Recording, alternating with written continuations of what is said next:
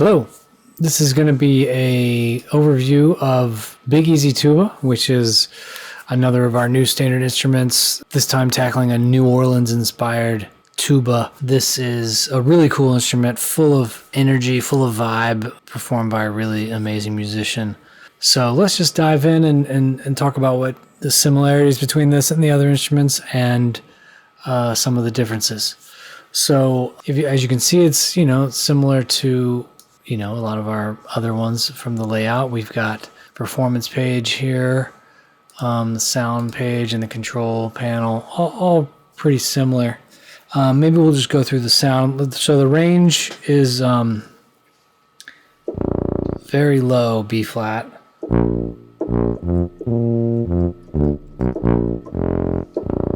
That's our lowest note, up to F at the top of the bass clef.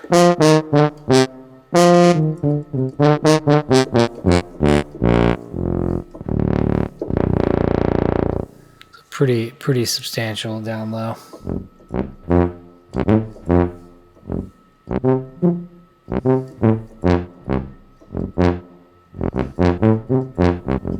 So we've got legato. It's probably a little too brassy. Got staccato.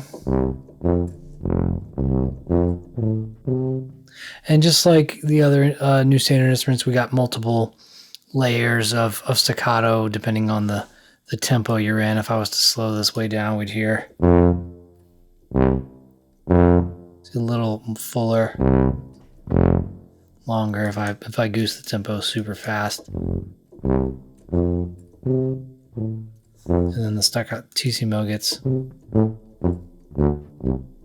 So that all happens automatically. You don't really need to seek that out. And it's not stretching the samples. This is multiple different staccatos and staccattissimos.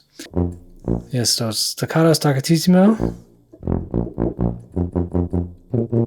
And tons of round robins for all these different layers.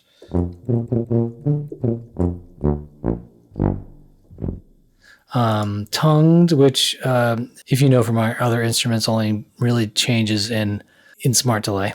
It's actually a pretty important articulation for the tuba because the nature of how much air it takes to get the tuba going, playing long passages of legato just really isn't particularly idiomatic. And you'll notice when we get to the smart delay stuff that the legato is less legato than, say, a flute or something. So there's a lot more, restarting of every note, a little more tongue sound. But the tongue is a little more intense. We've got forte pianos.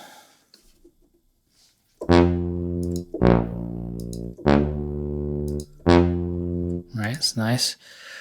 We don't have trills, maybe not surprisingly, but we do have shakes though, which is kind of weird on the tuba, but we got them. And then falls. So again, multiple layers, and you hit it hard, you hit it soft, you get a short one. You hit it hard, you get a longer one. So in different tempos, different situations, you'll get a whole myriad of different kinds of falls. We got long falls, which are the really long ones. Right. Deutz.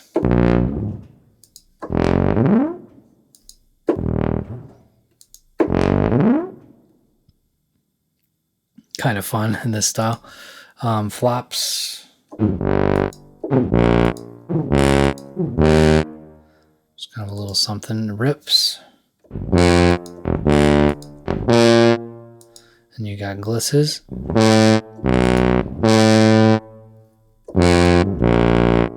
Those are a little more subtle, just kind of some noise in between the two notes, not so much an instrument for glisses exactly. For this one, we didn't have the half step bend, so we usually shy away from doing these effects, but we thought it was kind of fun for this one, and he just kind of played a bunch of almost random things.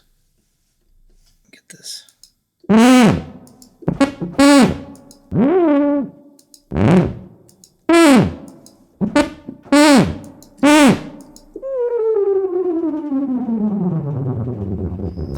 fun.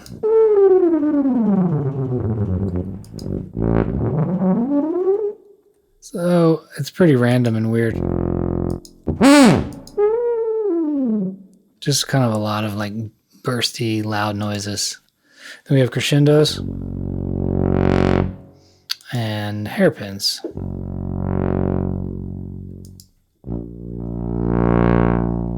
So again, you know, matching where we could, we match them with the other instruments. So if you blend it, if you're using it in an ensemble with some of the other new standards, the crescendos will match a lot of these articulations. Any of them that make sense will match. You got vibrato here on the, you know, if you wanted to play like melodically.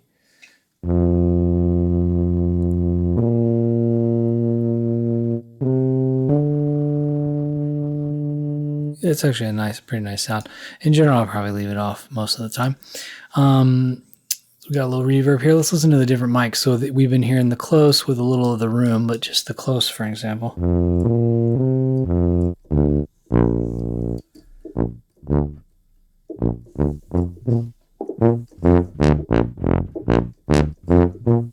So, you know, the close is nice. We mentioned this all the time, but the room is where you really get a lot of the energy.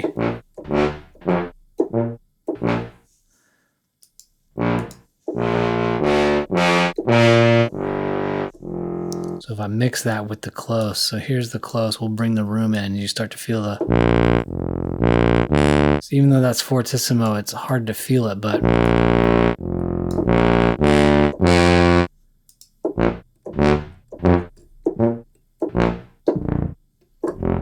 So that's a cool sound. We got the tape samples for this one, which you can mix with the room.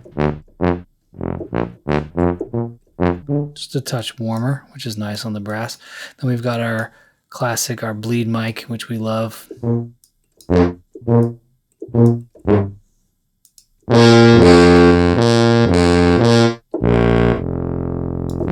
is the thing we always talk about. Panning the bleed is a really cool sound in context. You got expression here.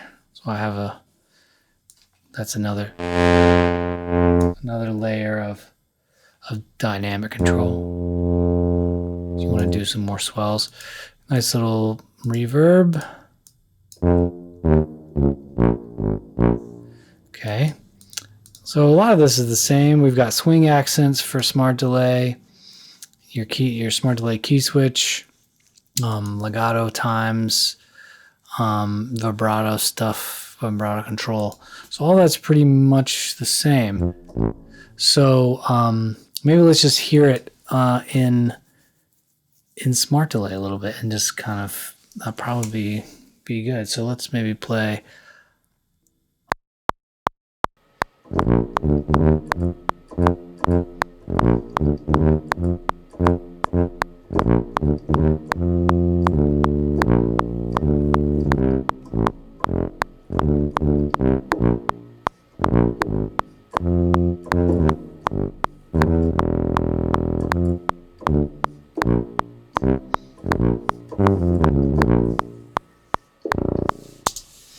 Okay, yeah, so let's check that out. So turning smart delay on, let's just see what it sounds like out of the box.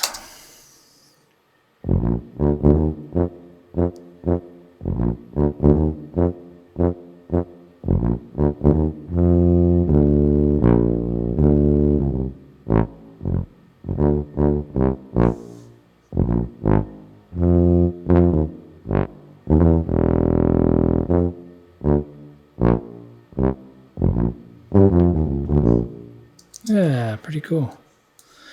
So yeah, again, you know, it's the same kind of smart delay stuff we've heard before. You know, the short notes are played staccato without anything additional. You know, like normal, you want connected notes to be that connected. You know, you want legato things, legato if you can make it happen. But like I mentioned for the the tuba in general, it's just not as much of a legato instrument, right? So it's not getting a ton.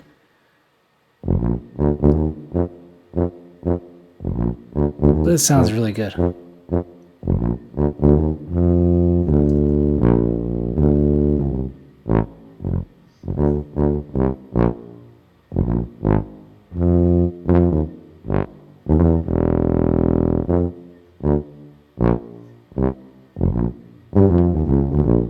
Yeah, that's a nice little melodic thing there. It sounds really good.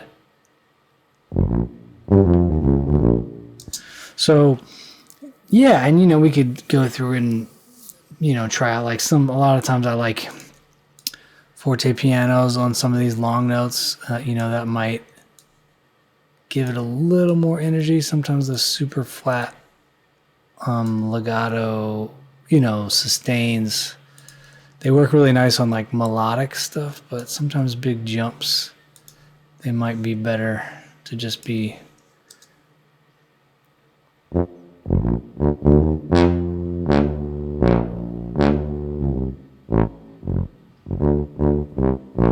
Yeah. That too. Boom. Boom. Dee-da. Let's put a...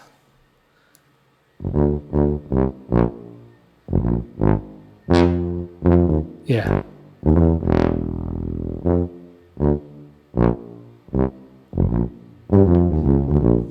Yeah, that's good. Yeah, so again, you know, those forte pianos are really powerful.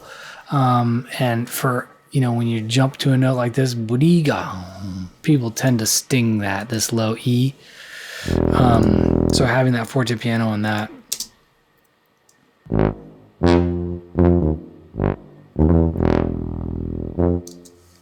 it's, you know, it feels right. So yeah, and you know, I would probably go through and like maybe find for all these like short note passages, I might go and try out the staccatos.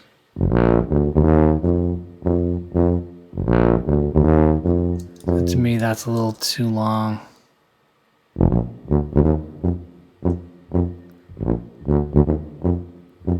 I mean,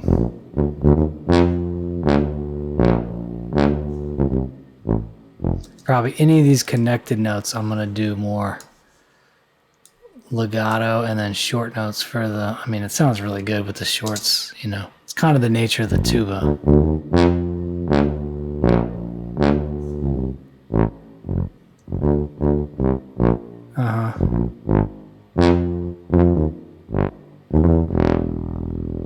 And then back to probably shorts. Boom, boom. It's just funkier with the real short, specky kind of staccato.